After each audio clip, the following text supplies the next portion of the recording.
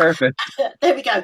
So I'm joined by James, Toronto-based singer-songwriter, musician, producer, and host of his own podcast, which is Wicked with James. Have I said your name Hello. correctly? Oh, yes, yes. It's because you spell it slightly differently. Yes. I always say it's phonetical. It's like James. Ah, right. Yeah. Now, I was first introduced to you, James, because of your stunning vocals with Beat Bakery, who Oh, are thank you. amazing. I know Oh, loads of thank people you. that have worked with Beat Bakery, and they're such lovely guys. And Oh, you were on yeah, they're a amazing. collaboration called Games. So that Yes. was at the end of last year, and your brand new release, which is you solo, is called Like a Yes, Pro, and that's out that's now. correct. Yes, yes. It just came out last week, actually. Yeah. Now, before Yeah. we talk more about the music, whereabouts in the world are you based? I am based in Toronto, Canada. Yeah. Isn't the internet fabulous? It's so fabulous. It really truly is. All this newfangled technology. So when you work with Beat Bakery, this is the thing. And when I was saying to another band that I was interviewing earlier, that during COVID, before that, people didn't really think about maybe working as remotely. So is that obviously what happened with you and the Beat Bakery guys? Oh, yes, most definitely. I mean, we've never actually met in person. We keep saying, I need to come there and we need to go and like have drinks and stuff, but we've never actually met in person because I've never been to England, unfortunately. Oh, No, wow. but my family is from England, from Aldershot. Oh, okay. Okay. Yeah, Yeah, I think the boys are based up in Brighton, so you'll have a raucous weekend if you go there. right. So tell us, what is your earliest musical memory? Oh goodness. And it's such a random one. I was about 3 years old and we were leaving this car dealership that my mom had bought a car from, and it was Cyndi Lauper, Girls Just Want to Have Fun, was playing on the radio. Yeah. And I remember that so vividly. Like we're pulling out of the car dealership. I don't know why. Hmm. It's just there. And yeah, but that's my earliest music memory. Yeah. When did you discover your own voice? I mean, were you interested in music? Had you started playing an instrument or had you started singing? Oh yeah. My mom used to say that I used to start the day singing and end the day singing. I still try to do that, but adulting, it's hard. And but yeah, most definitely. I always wanted to do music. I always was singing from a very young age. I think I had a very mature, eclectic taste in music because my mom gave me all of her 45s when I was a kid. So I Mm, used to sit in front of the record player and listen to like Petula Clark and like Lulu and all these fabulous artists from my mom's days. mm. And I think that really inspired me. Like I still love Petula to this day. I have her on vinyl. I love throwing her on and just singing along. And so I think from a very young age, as soon as I found out what music was, I'm like, that's me. I want to do that. I had an immediate connection. Yeah. How do you put a song together? Are you somebody who's always jotting down lyrics, or do you get a melody and put it onto your phone? How do you get it from inside your head out? A few different ways. I mean, there's a whirlwind going up there all the time. So, of all ideas. So I have tons of voice notes because if I get like a medley in my head, I'm like, ooh, that's good. And then I put it on my phone for later. Mm. Same with lyrics. So yeah, I'm always jotting things down and humming things into my phone because when you get home, you can work with it better than when you're on the bus. So, Yeah. right? So it's so handy. So have But you got yeah. your own? You've got your own. Most people now, where it was different years ago, you'd had to go to a studio. Now most people can record at home, get the ideas, and if they want to go to a studio or get other people involved, they do. So do you work on? Are you using something like Logic at home? Oh How do yes. you do it? Is that what you I've do? been I've been recording myself for over 25 years now. You don't look Yeah. old enough. You look about five. Oh, thank you. No, I'm gonna be 45 this year. No, no Yeah, way. I Why was is born in everybody so 1980. young? Everybody Oh, looks so skin young. cream. And lots of water. I better get drinking some gallons of that. Um, so you use Logic. You got your keyboard and you can write. You just do everything at home. You can produce Yeah. stuff as well. Yeah, I mean, back in the day, I used to work like with analog equipment, and I remember recording with a computer mic with a dish sponge on it, and like those were like the early days where you just had to make do with what you had. Yeah. But I've been working, like, I took piano lessons when I was a child, so that really helped. But there's a few different ways that I do music. Like, sometimes I'll do the music track first because the medley and everything will come to me first. Mm. And then I'll be like, oh, do I have anything that I've written already that will fit with this, or should I write something new? So it's an interesting process, and it's so varied. It's whatever happens at the time, you know. It's usually a surprise to me. It's like, ooh, wow, that happened. So with writing songs, and I ask all musicians this question, and normally all of them say yes. Do you ever feel a song is gifted to you from the universe because it comes through so quickly, it's almost like you haven't written it? Oh, yeah. Most definitely. Yeah. Most definitely. Um, my father passed away, unfortunately, a few months before I was born, so I never had that connection with him. Mm. But he was a singer-songwriter. He used to play guitar and he used to write music as well. And I remember his guitar, it was in its case and it was like this magical thing. It's like you can only touch it if you're nice with it and everything, because it was my dad's. Mm. But we were looking for a pick which was under the acrylic usually. And I found a piece of paper and it was a song he had written that none of us knew was there for so many years. Wow. Yeah. And goodness, whirlwind. I forget where I'm going with this, but so I feel like my dad kind of helps me sometimes because I'm doing what he wanted to do. So Mm. I feel like I said, sometimes it just happens. I sit back sometimes and like, how did I do that? Where did that come from? Yeah. It's like that sometimes, like, you know, and I feel like that it is a gift. Mm. It's the universe saying, you know, this is my gift to you. I want you to say this because you're the outlet for this. And Yeah. I feel like that's where Lost came from. You know, my song Lost, I feel that's what happened. It just the words just came to me. I was laying in bed and I literally repeated them over and over again until my alarm went off. I was up all night and it just stuck in there. So I'm like, write them down and boom, you know. Yeah. So yeah, the universe does wonderful things. Um, what song would you have liked to have written? Is there a famous song that you think? I mean, you mentioned Petula Clark, but is there a song that you would have really loved to have gone? I wrote that. Is there one Uh, out there? You got one particular?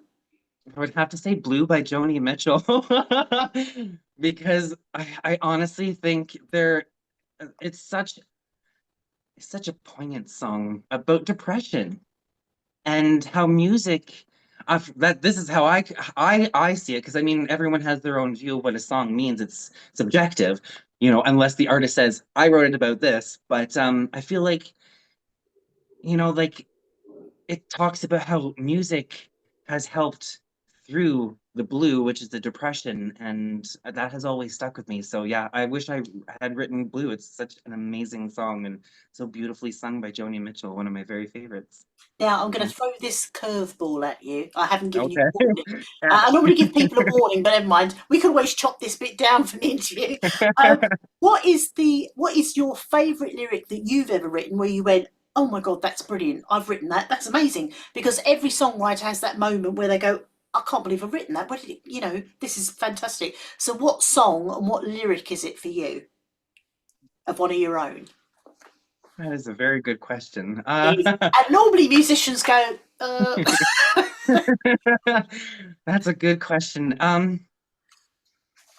I'd probably have to say from my song Lost, um, it would probably have to be if you have faith in me, like I have faith in you, I know you're lost inside, I can guide you because being there for someone, sometimes we don't see that we're lost. And it's that person that sees that we're lost that can snap us out of it, you know, and be like, hey, you know, come back to reality, my friend. So yeah, I think that because it really sticks with me, and I've had people like that in my life, and I've been that person saying, snap out of it. So I yeah. would probably say that. Yeah. Um, you've also got a podcast yourself, I which do, yeah. I've seen little snippets of your videos of you on Instagram. So tell us all about the podcast. It's very popular. Tell us. Yes. I'm surprised, actually. I didn't think anyone would watch.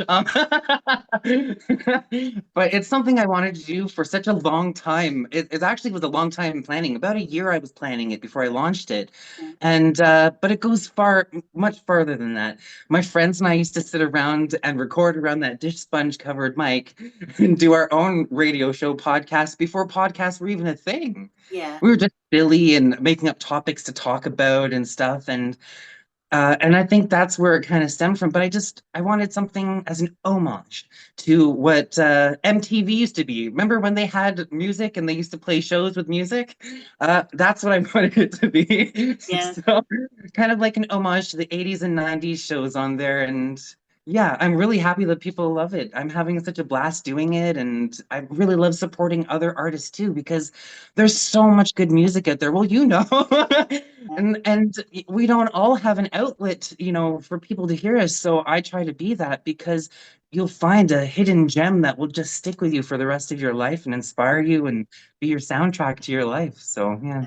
I think people are realizing more and more because you've got playlists now, and that you can listen to top quality music. Because sometimes I was saying this the other day, that you could have a relatively well known person that releases an amazing song, and the follow up song you go, it's not really very good. And if they hadn't have had the first hit, you never would have heard that second one or the third one or the fourth one. And they progressively get, they're worse than the first Yeah. one. But I think with independent musicians, they seem to, there's a lot of really great quality out there. Then it didn't used to be fantastic. Now the quality is excellent, and every song independents are putting out, most of them are chart worthy. They're all hitters. They don't put out like a weak. There's no weak Oh no. song, and I think that's where, if people could get that into their heads to actually get away from the charts and go, actually, if you like this artist, try this artist and listen to people who are similar. Most definitely. See. I don't think I've ever really been a top 40 person. I've always done my own thing with music, even before like playlists and things were available. I remember like 20 years ago, I used to just Google UK top 40 just to see what was hot in the UK.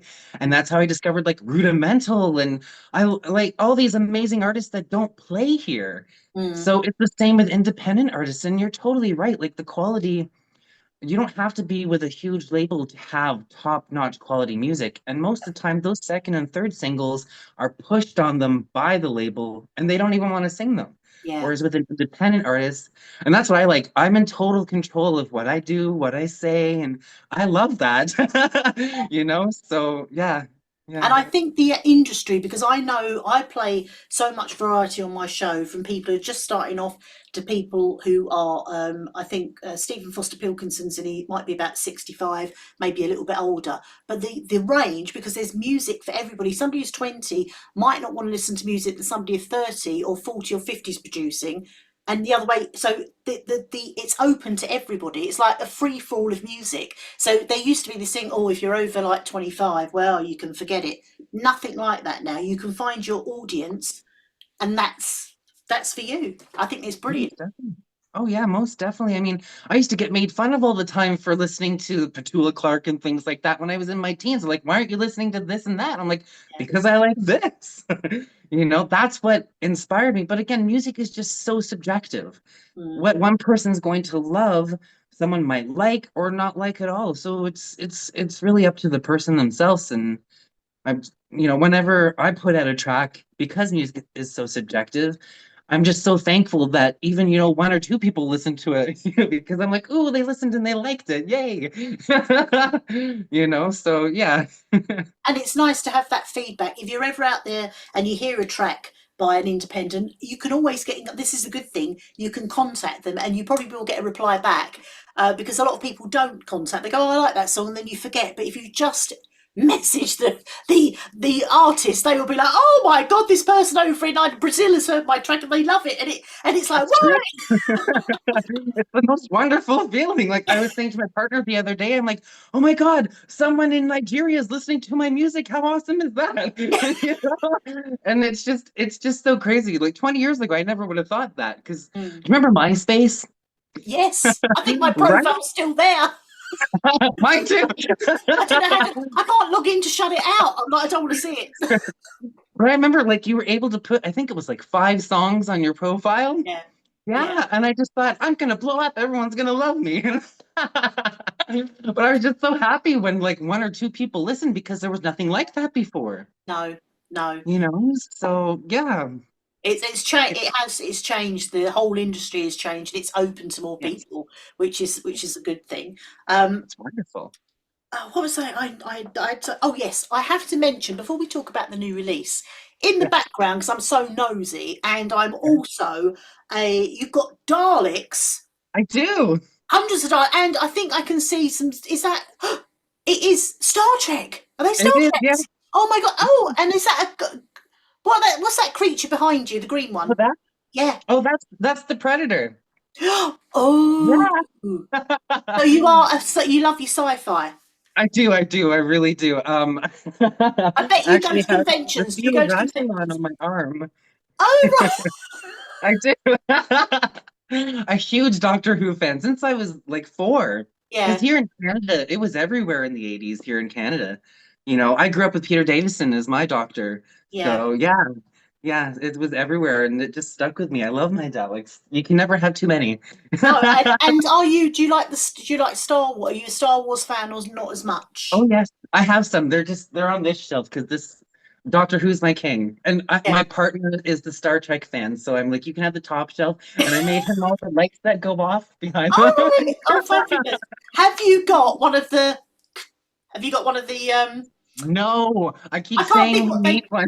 The What? communicator. Yeah, and it makes that noise. No other thing does it? I Yeah, think the they had it to ring. They had it as a ringtone years ago, didn't they? On your phone, you could go like. oh really? Yeah, yeah, yeah.